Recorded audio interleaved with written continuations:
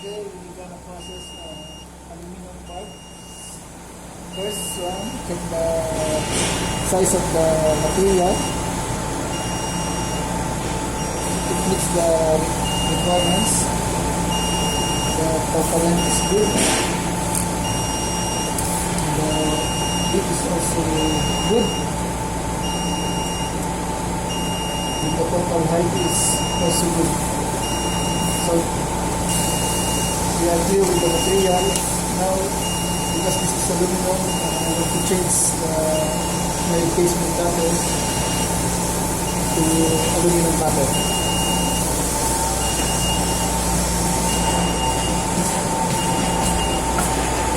This one is usually we use for stainless steel and iron steel.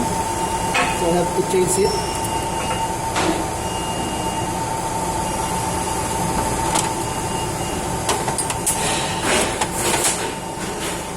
Wait.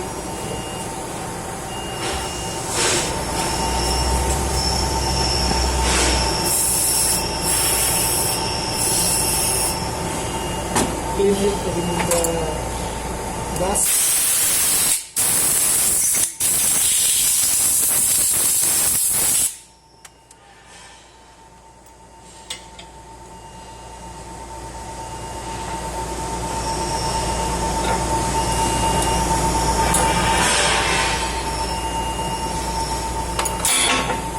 Check the insert tips.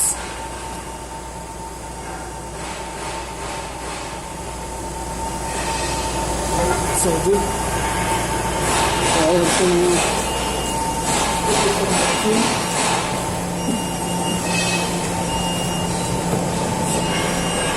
I decided this one in tool number 57. So I have to hold tool number 57 then yes, I need to press the MDI button, then program, then call tool number 57. Tool 57, block M6, and block. Insert, then start.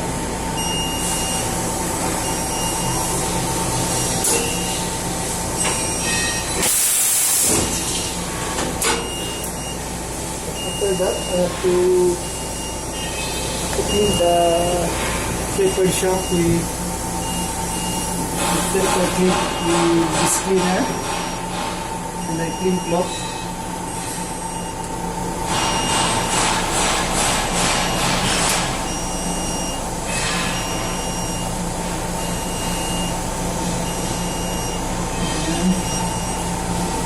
So good. To put this tool, first you have to select the handle button so you can clamp and unclamp the tool. Then unclamp. Put the tool. Then to spin it freely, we have to press the reset button so that we can move it like this, and then touch it on our base master.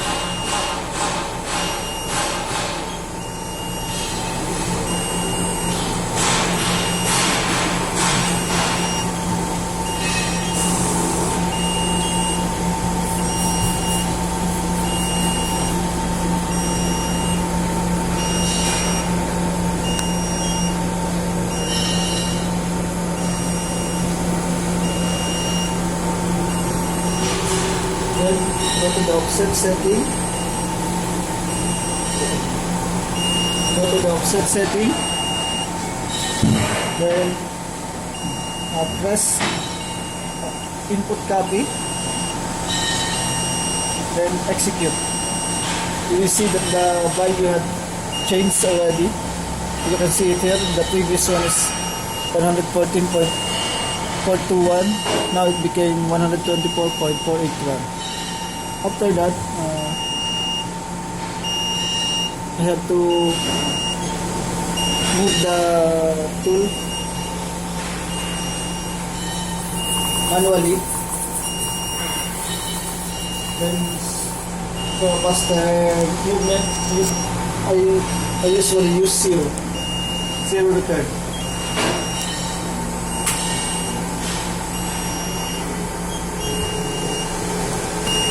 After setting up the tool, we are going to proceed with the setting of the material. Based on the process sheet,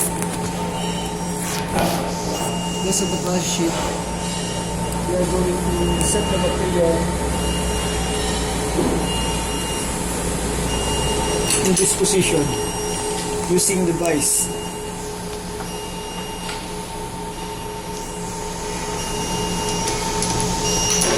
And because it's a aluminum, I only need to tighten it. Not that tight, but enough to hold it.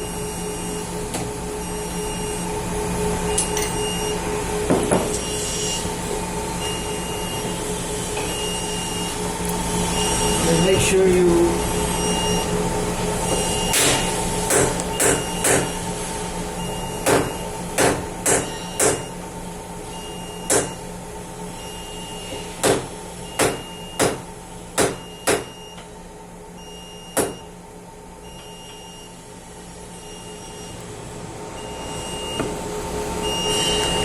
we proceed with the setting of the work coordinates.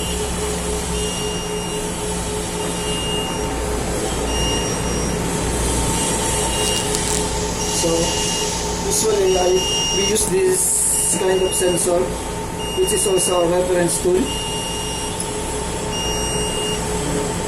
I usually put it in tool number 1, so I have to hold tool number 1.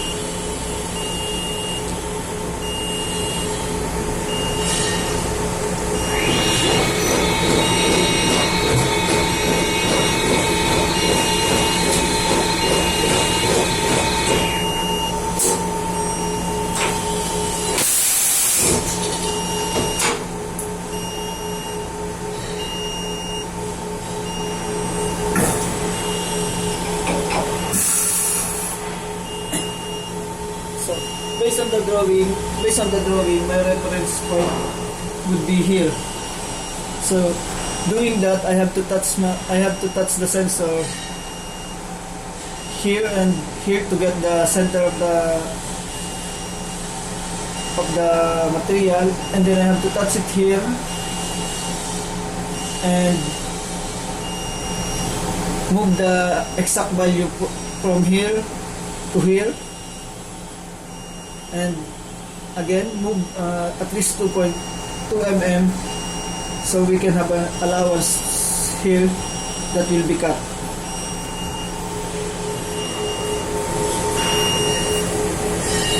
Now we proceed with the touching. Now this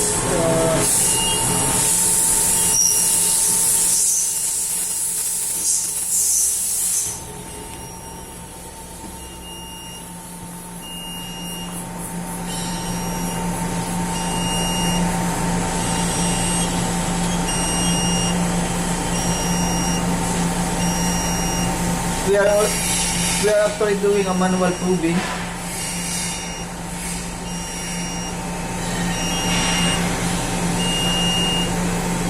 Then after touching it to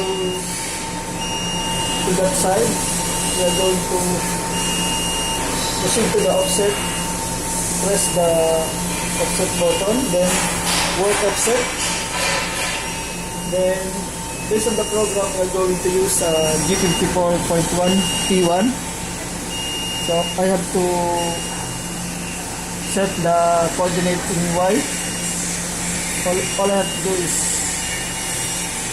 enter type Y0 measure, then execute. You see that this is already 0, but because on a y-axis we are going to reference it in the center of the material, so I have to touch it in the opposite side.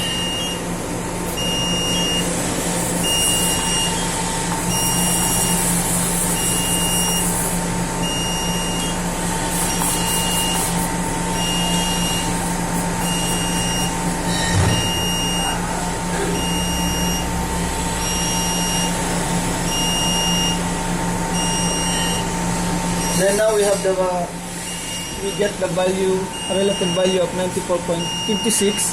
So I have to divide it by 2. 94.56 divided 2 is equals to 47.28. Again, we go to the offset button, then just type minus 47.28, then plus input. You see that this one already changed. The previous reading was minus 48.47, then now it becomes minus 95.75. Again, we are done with the y-axis. We go to the x-axis.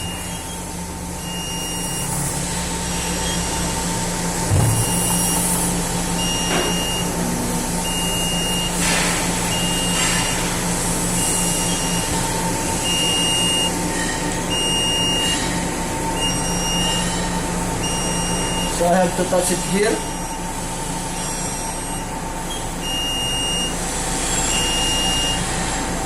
Then proceed to the offset setting.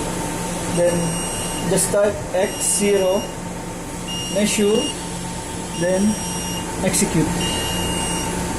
Now going to the position, we have the exact value of 0. So I need to input the half size of the sensor, which is 2 mm, because our sensor is 4 mm. So I have to input minus 2 mm plus input. So it will have the value of 2 mm. And now, because our reference point in the drawing is from here, so I need to travel it by 90.1. All I have to do is just input minus 90.1 plus input. Then, as I said earlier, we have to move at least 2 mm or 2.5 allowance for the finish side. So I have to again put the 2.5 here, which will give us the value of 94.6. Yeah, it's good. 94.6. And then we proceed with the z-axis. Our reference point is just in the surface.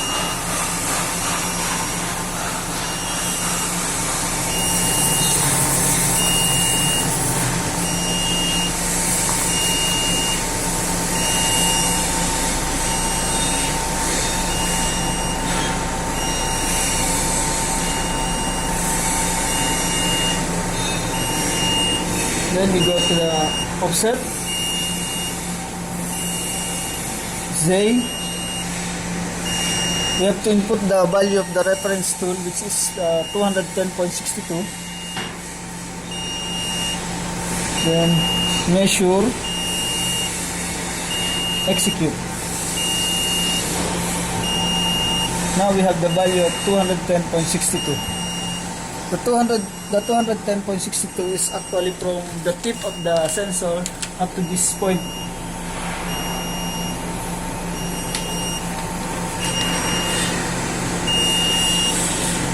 Then, because it is a rough material, I have to cut it by at least 2 mm or 1 mm. So based on our last procedure, I need to cut it by 1.5 minus 1.5. So I have to offset it by by minus 1.5, then plus input. So in actual position, our Z reference must be here.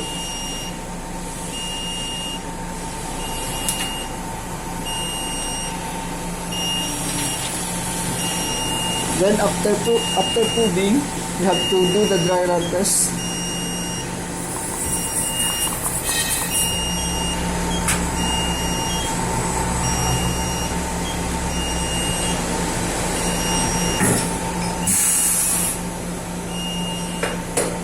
When you are going to do the dry run, you have to first press the dry run button, then the optional stop, and then in the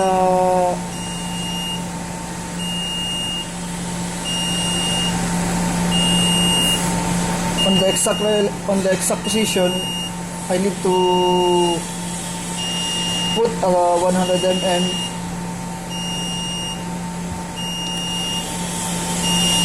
and then turn the override into 150%, then turn off the coolant, and then press the single block, and then program. Now we select that, we already selected the program 01100, and then proceed to the memory. Then we go to the program, close the door,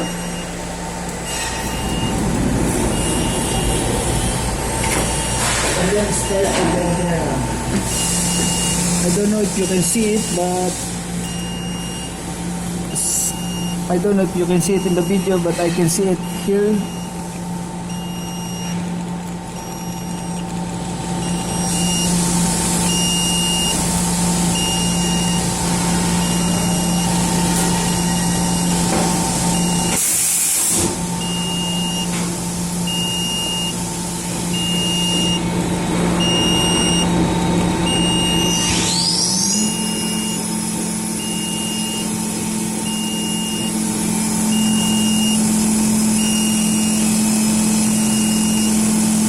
As you can see here in our program, we have the approach of Z50, G43 Z50.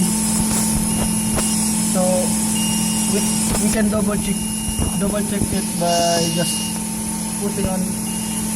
pressing on the handle button, then stop the spindle, then press the unlock, then open the door. We can now safely measure the distance between the material to the tip of the tool.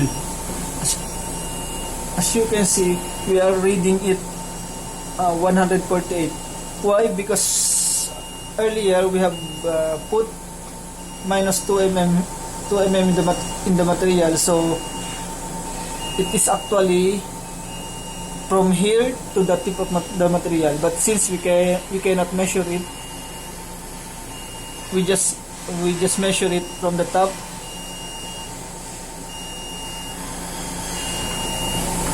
and it has a reading of 148. So we are all safe. Then proceed to the dry run operation.